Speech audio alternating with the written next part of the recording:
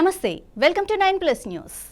ఏం కొనాలి ఏం కొనకూడదు, ఎక్కడికి వెళ్ళాలి ఎక్కడికి వెళ్ళకూడదు, ఇలా ప్రతిసారి జవాబుదారీతనాన్ని గాలికొదిలేసి మీరే భరించాలని ప్రజల మీదకు బాధ్యతలను నెట్టేయటం మోడీ ప్రభుత్వానికి అలవాటుగా మారిందని రాహుల్ విమర్శించారు.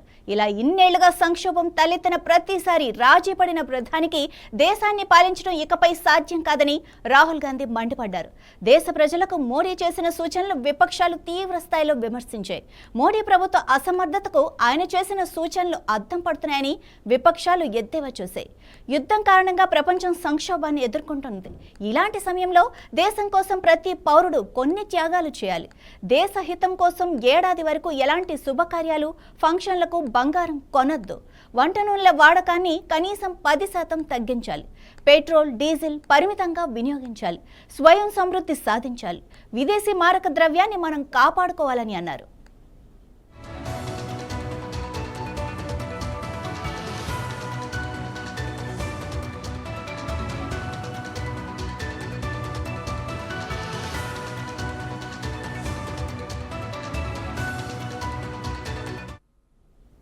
ఇవి ఇప్పటివరకున్న అప్డేట్స్. మరిన్ని అప్డేట్స్ కోసం చూస్తూనే ఉండండి 9+ న్యూస్.